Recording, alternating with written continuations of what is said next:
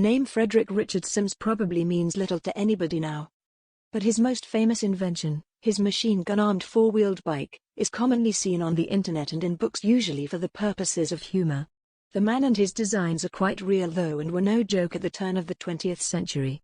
The modern repeating machine gun had only just started to enter common service, with some armies, and motor cars were a rare sight.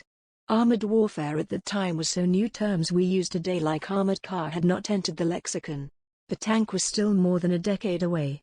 Frederick Sims was a pioneer of blending these emerging technologies of mobility and warfare.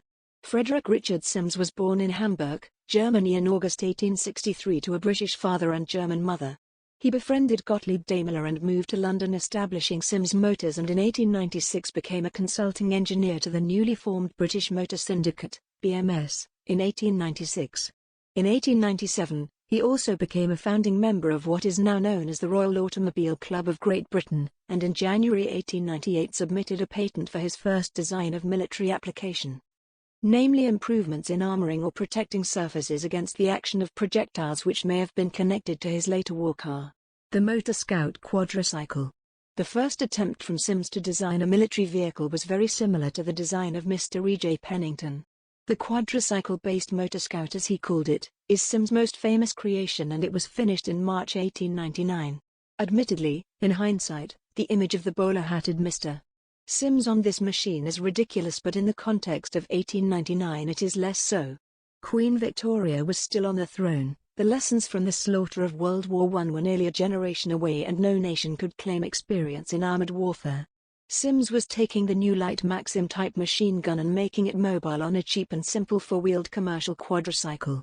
Most sources cite the quadricycle as being a Didion Bouton, but it appears to actually be a license-built model 1898 machine made by the firm of the New Beast and Cycle Company of Coventry, which was owned by Harry Lawson at the time.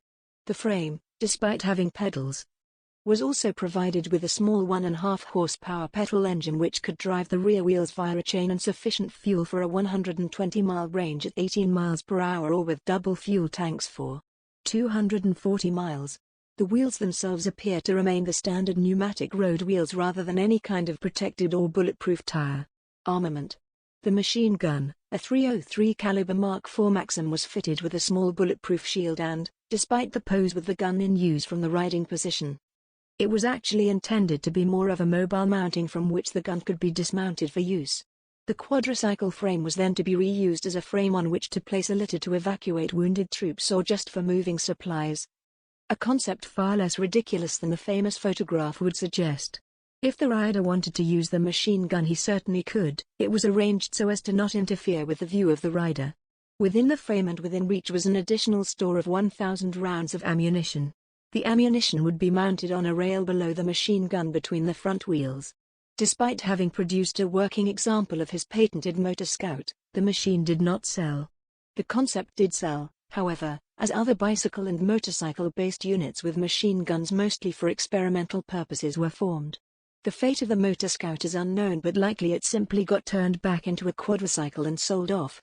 Frederick Sims might not have won any contracts for his idea from the army, but he didn't give up and he followed this small design with a much bigger design, a war car.